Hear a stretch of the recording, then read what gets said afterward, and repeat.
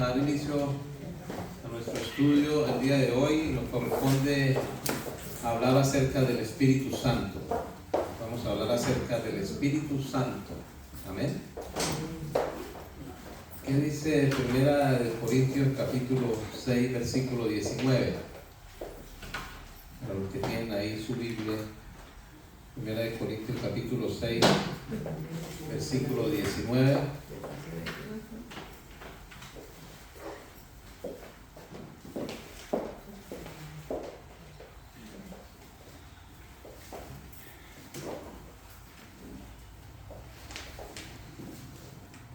Dice: ¿o ignoráis que vuestro cuerpo es templo del Espíritu Santo, el cual está en vosotros, el cual tenéis de Dios, y que no sois vuestros? Entonces la palabra de Dios nos dice que ahora nosotros somos habitación del Espíritu Santo. El Espíritu de Dios vive en cada creyente. Amén. El Espíritu de Dios no va a venir a morar en usted, Él ya vive en usted. Amén. Él no viene cuando usted viene a la iglesia, cuando usted se congrega, Él está en usted. Amén. Segunda de Corintios 13, 14, ¿qué dice? Segunda de Corintios 13, 14. Dice el apóstol Pablo hablando a la iglesia, dice: la gracia del Señor Jesucristo, el amor de Dios y la comunión del Espíritu Santo sea con todos vosotros. Amén. Entonces, es una invitación del apóstol a que tengamos comunión con el Espíritu Santo. Comunión se refiere a establecer un diálogo, una comunicación constante, permanente, de confianza. Amén. Porque Él vive en usted. Y en la medida que tengamos comunión con el Espíritu Santo, le conoceremos y seremos sensibles a su voz, a su dirección. Algunas sectas o denominaciones niegan la existencia del Espíritu Santo. Algunos afirman que Él es solo una fuerza, que no es una persona. Otros dicen que el Espíritu Santo es solo una manifestación de Dios, como una energía. Hay unos que dicen que solamente existe el Padre y que el Padre a veces se manifiesta como en esa fuerza, ¿no? Hay otros que dicen que solo existe Jesús y que Jesús también tiene esa fuerza, negando así la verdad acerca de la existencia del Espíritu Santo como una persona. El Espíritu Santo no es una energía ni una fuerza, es una persona porque tiene sentimientos. Por eso Efesios 4:30, mire lo que dice el apóstol Pablo escribiendo a los Efesios, les dice: y no contristéis al Espíritu Santo de Dios, con el cual fuisteis sellados para el día de la redención. Entonces, ¿qué es lo que dice? No lo hagan poner triste, no lo hagan entristecer. Y usted sabe que la corriente no se entristece, ¿no? Cuando usted se pega un corrientazo, usted se asusta, pero la corriente no le pasa nada. Sin embargo, el Espíritu Santo de Dios, por ser una persona, se entristece. Y otra característica es Juan 14:26. Juan 14:26: el Espíritu Santo, a quien el Padre enviará en mi nombre, Él os enseñará todas las cosas y os recordará todo lo que yo os he dicho. El Espíritu Santo, ¿qué hace? Habla, enseña. Al hablar con nosotros nos recuerda. O sea, es una persona. El Espíritu Santo estuvo presente desde la creación, desde antes de la creación, pero lo vemos presente en la creación también. Génesis 1:1 dice: en el principio creó Dios los cielos y la tierra. La palabra hebrea que se usa para Dios aquí es Elohim o Elohim. Elohim se traduce como dioses. O sea, en el principio dioses creó los cielos y la tierra. Dioses, dando a entender que ahí estaba el Verbo, el Espíritu de Dios, pero también estaba Yahvé, o el Eterno, o Jehová. Entonces, en el principio Dios, ahí aparece también Él. En el verso 26 más adelante dice: entonces dijo Dios, hagamos. El Señor no dice, fíjese que Dios no dijo voy a hacer, sino dice hagamos, hablando del plural de la existencia de las otras personas, del Verbo y del Espíritu de Dios. Hagamos al hombre conforme a nuestra imagen, después dice conforme a nuestra semejanza. En el bautismo de Jesús también lo encontramos ya más plasmado, Mateo 3, 16 al 17, más evidente, dice Mateo 3, 16 al 17, dice, y Jesús, después que fue bautizado, subió luego del agua, y he aquí los cielos le fueron abiertos, y vio al Espíritu de Dios que descendía como paloma y venía sobre él. Y hubo una voz de los cielos que decía, este es mi Hijo amado en quien tengo complacencia. Entonces ahí vemos al Padre, al Hijo siendo bautizado y al Espíritu de Dios que desciende como paloma. No dice que es una paloma, ¿no? Porque a veces dibujan una paloma y dicen, ay, ese es el Espíritu Santo. Sino como paloma, es decir, como aleteando sobre. Cuando murió Esteban apedreado, el primer mártir de la iglesia, en Hechos capítulo 7, versículos 55 y 56. Hechos 7, 55 y 56. Los testigos de Jehová niegan todo esto. Para ellos el Espíritu de Dios no existe. Cuando murió Esteban apedreado, él tuvo una visión de Dios. Y dice, pero Esteban lleno del Espíritu Santo. ¿Cómo estaba él? Lleno. El Espíritu Santo de Dios estaba en él. Él era morada del Espíritu de Dios. Dice, vio la gloria de Dios y a Jesús que estaba a la diestra de Dios y dijo, he aquí veo los cielos abiertos y al Hijo del Hombre que está sentado a la diestra de Dios. Él nos manifiesta que habían ahí tres Elohim, dioses. Dios Padre, Dios Hijo y Dios Espíritu Santo. Estaba lleno del Espíritu Santo de Dios, vio al Padre y vio a la derecha al Hijo. El Señor Jesucristo antes de partir dijo algo muy importante. Juan 16, capítulo 7. Juan 16, capítulo 7. Pero yo digo la verdad, os conviene que yo me vaya, porque si no me fuera, el Consolador no vendría a vosotros, mas si me fuere, os lo enviaré.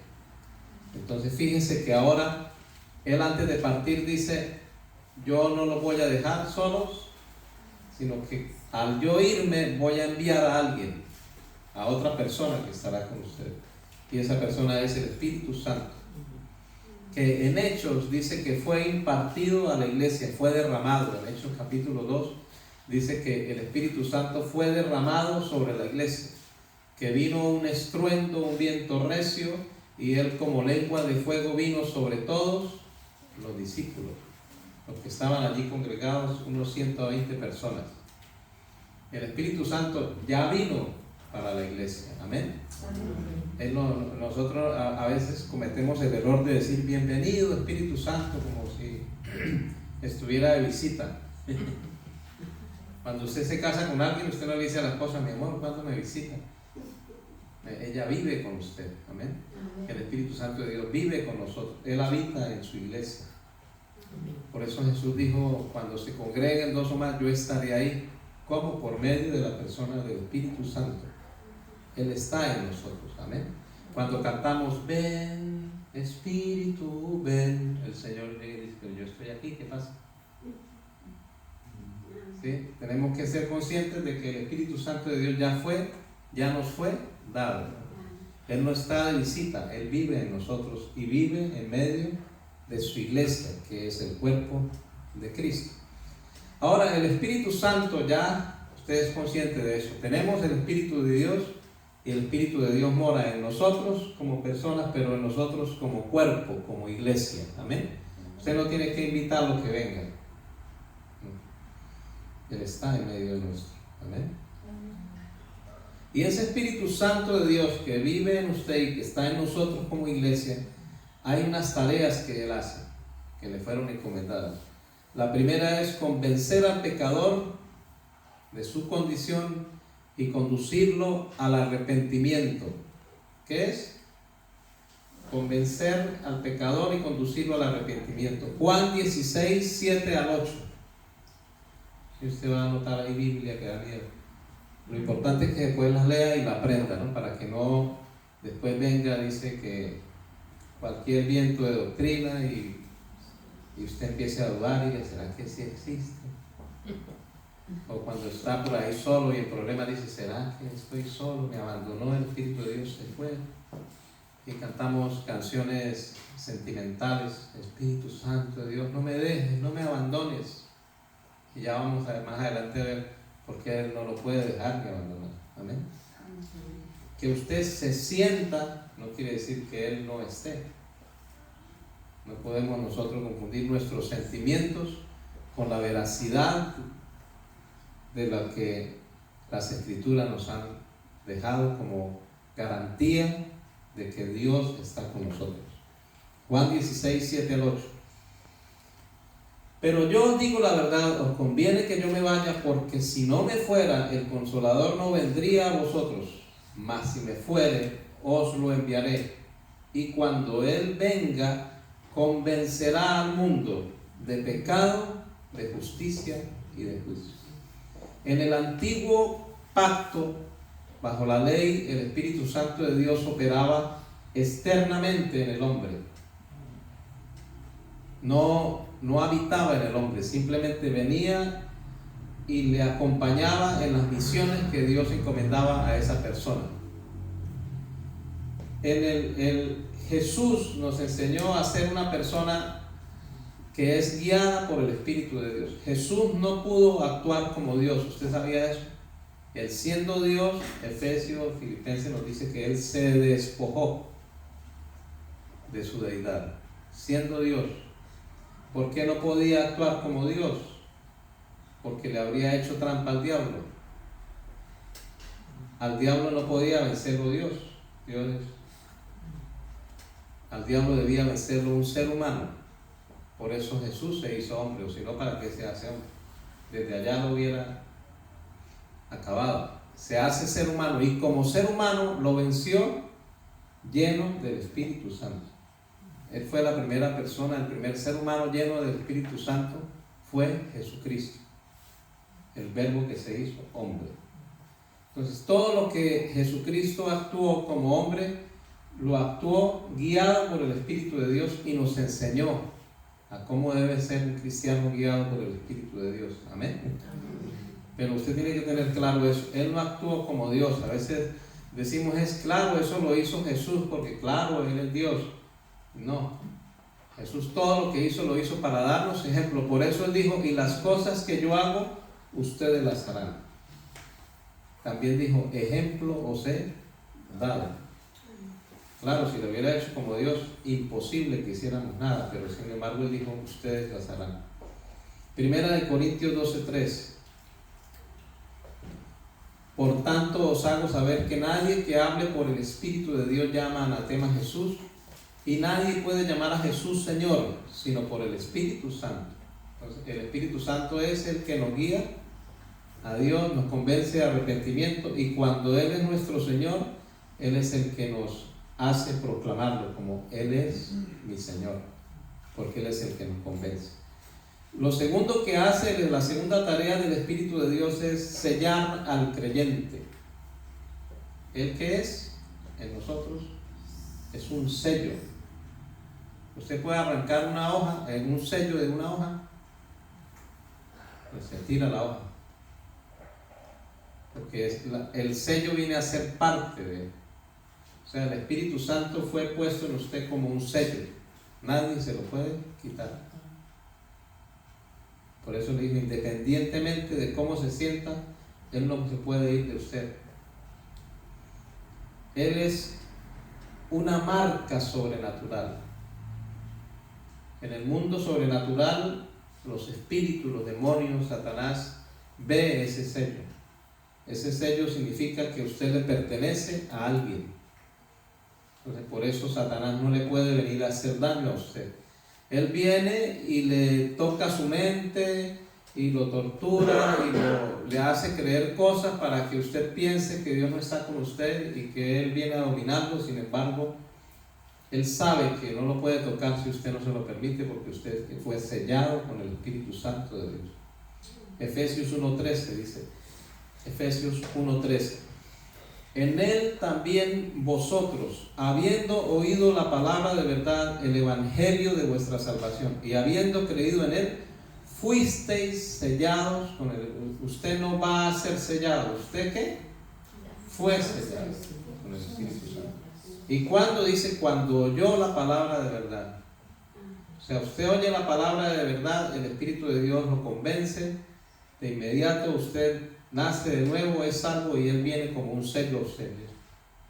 Dice, este es mío, me pertenece. Sello se refiere también a un anillo. En la antigüedad, generalmente de oro, que a su vez se usaba como sello personal o familiar. O sea, cuando alguien llevaba un anillo, daba sentado que esa persona tenía autoridad. Sello también significa un cerco de protección alrededor de quien lo porta. O sea, ¿por qué un cerco de protección? Porque está en representación de alguien, de una ciudad, de una familia, de un pueblo. ¿Ven? Eso significaba el anillo. Por eso, al hablar de sello, también se habla de anillo, también tipifica el anillo. Sello también da la idea de un cinturón, que cuando es puesto, implica dominio, carácter y señorío. O sea, ¿para qué vino el Espíritu Santo de Dios en usted? ¿Para qué lo selló? Para darle dominio, para fortalecer su carácter, para darle señorío. Amén. Por eso el apóstol Pablo dice, Dios no nos ha dado espíritu de cobardía o de timidez, sino de poder, de amor y de dominio propio. Carácter. O sea, Él quiere forjar un carácter en usted. Romanos 8 habla de que la tarea del Señor es que el creyente cada día sea conforme a la imagen del Hijo de Dios, se parezca más a Él. La idea original de sello viene de una fortaleza alrededor de una ciudad. Por eso el salmista decía, tú eres escudo alrededor de mí, mi gloria y el que levanta mi cabeza. Fíjense todo lo que usted tiene con el Espíritu Santo de Dios. Por eso no se debe atemorizar. Usted debe cobrar valor, hablar con autoridad y saber que Él lo hizo más que vencedor. El hecho de que la palabra de Dios afirme que fuimos sellados con el Espíritu Santo es para que entendamos que tenemos autoridad, señorío y dominio. Él no es un adorno. Él no está solamente para que hablemos en lenguas y bailemos un ratico en el culto o en la vigilia. Él se vino a vivir en usted para brindarle protección, pero para darle también dominio y autoridad. Amén. En todas las áreas de su vida. Fuimos sellados, dice, y Él es el que da testimonio a nuestro espíritu de que somos hijos de Dios. Romanos 8:16 dice, Él da testimonio a nuestro espíritu de que somos hijos de Dios. La tercera obra del Espíritu Santo nos santifica y perfecciona. ¿Qué hace el Espíritu Santo? Nos santifica y nos perfecciona. En Cristo Jesús fuimos hechos santos. Por eso yo le decía que es un error cuando dice que la gente llega y dice, porque todos somos pecadores. No, usted tiene que entender la palabra. La palabra dice que en Cristo Jesús usted es un hijo de Dios y usted es santo, llamado a santificarse, es decir, a perfeccionarse cada día. Y esa tarea de perfeccionarnos, de santificarnos, ¿quién la hace? El Espíritu Santo de Dios. En Gálatas 5 el apóstol Pablo está hablando de las obras de la carne. Él dice que cuando la persona, aún siendo cristiana, no se deja gobernar por el Espíritu Santo o ignora al Espíritu Santo, entonces esa persona va a actuar en la carne. Pero después dice en el verso 22, mas el fruto del Espíritu es amor.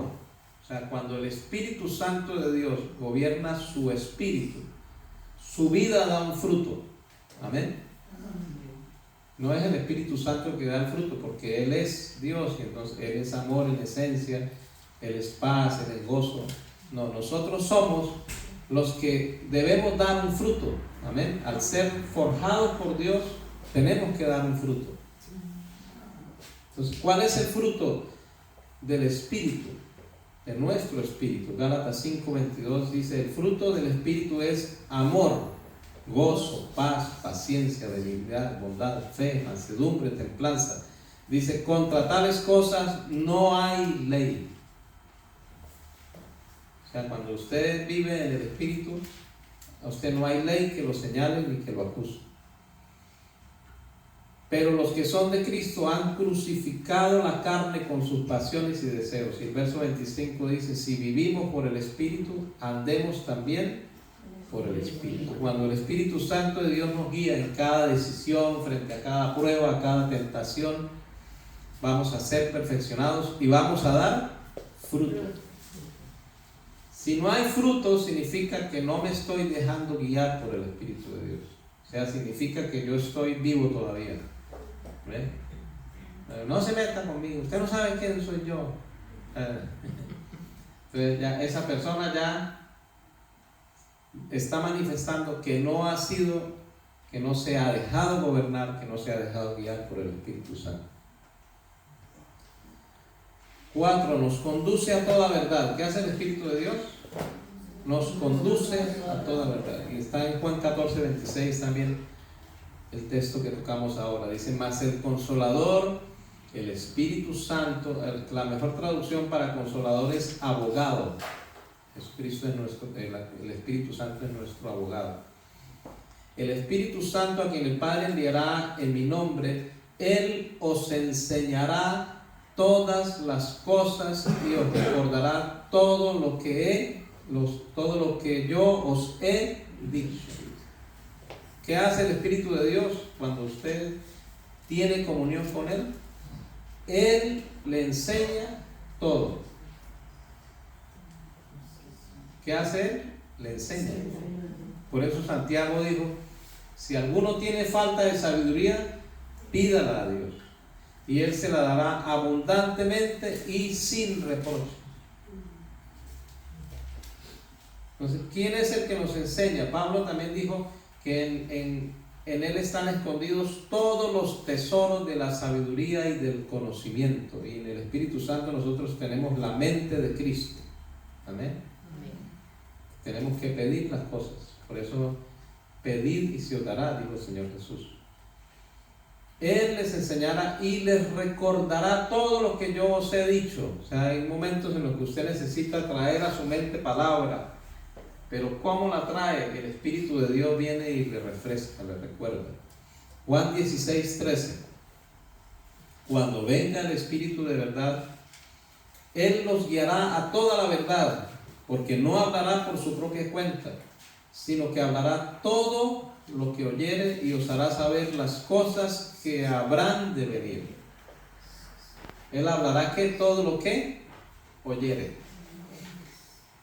O sea, el Padre le dice: dígale esto a Banner, y el Espíritu Santo viene y le habla a Banner. Por eso Jesucristo oraba mucho, porque cuando Él oraba, el Espíritu de Dios lo conectaba con el Padre y le enseñaba y le mostraba y le decía qué era lo que tenía que hacer. Él era guiado por el Espíritu de Dios. Así usted y yo tenemos que ser guiados. Por eso Jesús también dijo: lo que yo hablo, no lo hablo de mi propia cuenta, sino yo hago las cosas que veo y oigo de mi Padre. ¿Y quién se las hacía ver y oír? El Espíritu Santo. Por eso el Espíritu Santo de Dios vino sobre él cuando fue bautizado. Porque si él no fuera a ser su compañero y su guía, entonces ¿para qué venía? No lo hubiera necesitado. Ahí le envió el Espíritu Santo y le dijo: Señor Jesús, ¿pero para qué? Yo soy aquí el chacho, yo me la sé. Yo solo puedo. No, él necesitó la ayuda del Espíritu Santo. Por eso el Espíritu Santo de Dios tenemos que ser conscientes que Él es nuestro Maestro, pero Él es el que nos guía. Amén. Dice, nos da dirección. El creyente no puede vivir como si no tuviera rumbo. O sea, haciendo las cosas presionado por las circunstancias o por el qué dirán o porque las personas le digan, vaya y haga esto, haga aquello, y, ay. No, el Espíritu, el Hijo de Dios, ¿qué hace? Va al Señor y el Señor lo guía. Entonces cuando viene otro y le dice, haga esto, no, porque yo sé lo que tengo que hacer. Ya tengo una dirección, ya tengo una guía. Yo no me muevo por las emociones, ni por el qué dirán, ni por la presión de las circunstancias, ni de la gente. Gálatas 5:18 lo dice. Pero si sois guiados por el Espíritu, no estáis bajo la ley. Tenemos que ser guiados por el Espíritu. Romanos 8:14. Romanos 8:14. Porque todos los que son guiados por el Espíritu de Dios, estos son hijos de Dios. O sea, ¿qué es lo que manifiesta que usted es un hijo de Dios? Que usted se deja guiar por el Espíritu de Dios. Amén. ¿Qué es lo que usted, aún siendo hijo, manifiesta que como que no es hijo de Dios? Que no se deja guiar. Entonces, ay, perdón, ay, disculpe, ay, no quería decirlo, no quería hacerlo. Está todo, ¿por qué? Porque está guiado por los impulsos, aún por las pasiones, y siempre está cometiendo errores porque no es guiado. Como quinto, el Espíritu Santo de Dios nos capacita y nos equipa. ¿Qué hace Él? Nos capacita y nos equipa. O sea, cuando el Señor manda a un hijo de Dios a una tarea, lo manda capacitado y equipado. Hechos 1:8 dice, pero recibiréis poder cuando haya venido sobre vosotros el Espíritu Santo y me seréis testigos de Jehová, y me seréis testigos en Jerusalén, en Judea, en Samaria y hasta lo último de la tierra. Ahora, ¿usted ya recibió poder? Amén. Sí, cuando fue salvo y el Espíritu Santo de Dios vino a usted. Usted no tiene que andar buscando poder. Tiene que andar buscando es cómo manifestar eso que tiene ahí en usted. Primera de Corintios 12:1. No quiero, hermanos, que ignoréis acerca de los dones espirituales. El Señor Jesucristo, al enviar a su Espíritu a morar en cada creyente, junto con Él nos dio dones. ¿Qué nos dio? Dones. O sea, usted tiene dones. Pero por eso Pablo empieza escribiéndole a los Corintios en este pasaje. No quiero que ignoren. ¿Por qué el cristiano no hace uso de los dones? ¿Por qué? Porque los ignora. O sea, el creyente tiene habilidades sobrenaturales para enfrentar la vida. ¿Ven? Por eso la ignorancia hace que se dependa de que alguien venga a la iglesia a orar por un milagro. Ay, es que si viniera Benny Hinn, él me sanaría. ¿Por qué? Porque y se llena un estadio, 50,000 personas, y allá una persona orando por milagros. Pero, o sea, en cada iglesia de donde vienen ese montón de gente allá, que hay iglesias de todas partes, ¿será que en esas iglesias no está el Espíritu de Dios? ¿Y será que el Espíritu de Dios a los miembros de esa iglesia no les dio dones de sanidad, de milagros? Pero como los ignoramos, entonces vamos allá, para allá. Ay, que venga Carluna, que venga Benigín. Son hombres usados por Dios. ¿Por qué Dios los usa? Porque ellos sí entendieron y ellos no ignoran que tienen dones. Usted tiene dones de Dios. El verso 11 dice, todas estas cosas, hablando de los dones, usted lee del 12 en adelante hasta el 10, y en el 11 culmina diciendo, todas estas cosas las hace uno y el mismo Espíritu, repartiendo a cada uno en particular como Él quiere. O sea, aquí en la iglesia, el Espíritu Santo de Dios reparte dones. ¿Cómo? Como Él quiere. Por eso más adelante dice, son todos apóstoles, son todos profetas, son todos sanan. Dice, no. ¿Hablan todos lenguas? ¿Sí? Entonces dice, no, pero Sí. el Espíritu de Dios a cada uno le dio algo para manifestarlo. Amén. Entonces, en su vida hay dones del Espíritu Santo de Dios. Usted no debe dudar de eso. Por eso usted en su casa, cuando alguien se enferma, usted debe orar. Usted debe empezar a descubrir qué es todo lo que Dios ha depositado en usted. Porque el Espíritu Santo de Dios fue derramado en la iglesia en Pentecostés. Y allí trajo sobre la iglesia dones, habilidades y ministerio. Entonces, la tarea de cada persona y de cada iglesia es saber qué dones hay en mí. ¿Cómo puedo servir yo al Señor? ¿Cómo puedo ser yo respuesta con lo que el Espíritu Santo de Dios ya me habilitó, me capacitó, me equipó? Amén. Usted no tiene que esperar a nadie, usted tiene que empezar a operar en el Espíritu de Dios. ¿Cómo? Pablo lo dijo, tenga comunión con el Espíritu Santo. O sea, aprenda a acercarse a Él con confianza. El escritor a los Hebreos dijo, acerquémonos confiadamente al trono de la gracia para hallar allí el oportuno socorro. O sea, la gracia es la que nos gobierna. No nos acercamos por obras, aquí estoy, Señor, tú sabes que yo ayuno, lloro y vigilo, y el Señor. No, yo me acerco, ¿por qué? Porque soy hijo de Dios. Esto en el Señor dice, esto no es por obras para que nadie se gloríe. Usted sabe que a veces la gente pierde el tiempo orando, primero presentando la hoja de vida al Señor. Tú me conoces, tú sabes que yo esto, que yo aquello, que yo lo otro. No, yo me presento delante de Dios por la gracia de Dios, porque soy hijo de Dios. Porque sin yo haber hecho nada para merecerlo, Él me rescató, Él me salvó. Me dio un nuevo nombre, me dio vida eterna, me rescató. Y ahora vino a vivir en mí por medio de su Espíritu Santo, pero no me dejó desprovisto, sino que me vistió con dones, habilidades, talentos, tantas cosas que Dios ha depositado en nosotros. ¿Por qué? Para hacer respuesta a la iglesia y a los que están afuera. Amén. Entonces, cuando usted no ignora todo lo que posee de Dios, empezando con la persona del Espíritu Santo, usted va a hacer respuesta para usted mismo, para su hogar, para la iglesia y para todo aquel que se presente en su camino. Amén. Por eso tenemos que tener seguridad. Nuestra identidad está en Dios. Usted tiene que tener seguridad. Cuando usted hable con alguien de Dios, usted hable con seguridad, porque usted es un hijo de Dios. Amén. Bueno, gracias, Señor, por tu palabra.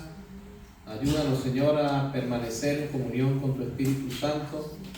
Ayúdanos a desarrollar esa fe y esa confianza de que tú estás en nosotros, vives en nosotros, tú eres nuestra protección, nuestro cuidado.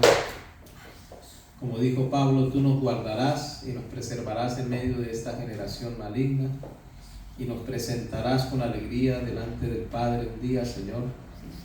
Hoy descansamos en ti sabiendo que tú tienes cuidado de nosotros y que nos has capacitado para hacer la tarea sobre esta tierra, de ir y predicar tu evangelio, de ir y hacer discípulos. En el nombre de Cristo Jesús. Amén.